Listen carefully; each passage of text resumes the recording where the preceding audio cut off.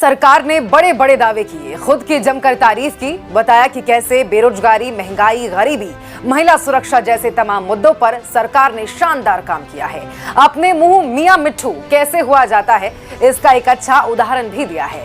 अब एक एक कराइए, आपको बताते हैं सरकार का झूठ और उसका सच। झूठ नंबर 1, सरकार ने कहा कि 25 वर्ष का अमृतकाल है, 2047 तक हमें एक राष्ट्र बनाना है जिसके पास गरीबी नहीं है, एक भारत जिसका युवा और नारी शक्ति होगी, देश और राष्ट्र को दिशा देने में सबसे आगे खड़े होंगे। लेकिन हकीकत क्या है ये जान लीजिए। सीएमआई के आंकड़ों से ये खुलासा हुआ है कि भारत में बेरोजगारी दर 16 महीने के उच्चतम स्तर यानी कि 8.30 पर पहुंच गई है। दिसंबर 2022 तक ये आंकड़ा 8% था।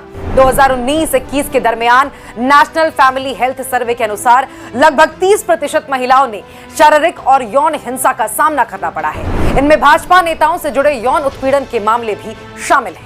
दावा नंबर 2, मोदी सरकार का दावा है कि अनुसूचित जाति और जनजातियों के लिए बहुत काम किया गया है। पिछले कुछ सालों में इनका खूब उद्धार किया गया है। लेकिन दावे की हकीकत यह है कि 2015 से 21 के बीच अनुसूचित जाति के खिलाफ होने वाले आपराधिक मामले 13% बढ़ोतरी आई है।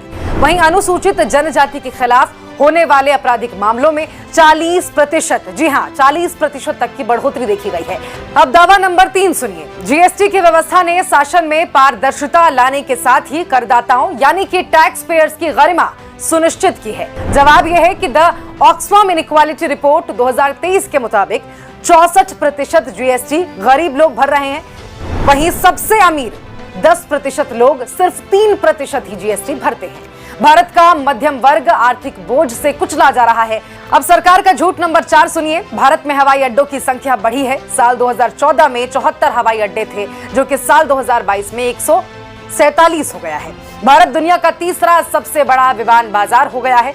उड़ान योजना ने महत्वपूर्ण भूमिका निभाई है, ये सरकार का दावा है। हकीकत यह है कि नागरिक उड्डयन मंत्रालय द्वारा प्रस्तुत आंकड़ों के अनुसार नवंबर 2021 में कुल 94 रूटों में से सिर्फ 22 रूट ही बच सके हैं। Centre for Asia Pacific aviation India की रिपोर्ट कहती है कि उड़ान योजना के तहत तैयार किए गए 70 हवाई अड्डों में से 46 कम सेवा वाले हवाई अड्डे हैं, जहां से हर सप्ताह 7 या उससे भी कम कमर्शियल फ्लाइट उड़ान भर सकते हैं।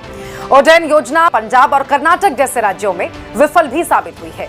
सरकार का दावा नंबर 5 है कि सरकार ने हर घर जल प्रदान करने के लिए जल जीवन मिशन योजना की शुरुआत की थी। इस पर आंकड़े जारी करते हुए सरकार ने यह कहा कि इस योजना के शुरू होने से पहले पिछले 7 दशक में 3 करोड़ 25 लाख घरों तक ही पानी का कनेक्शन था।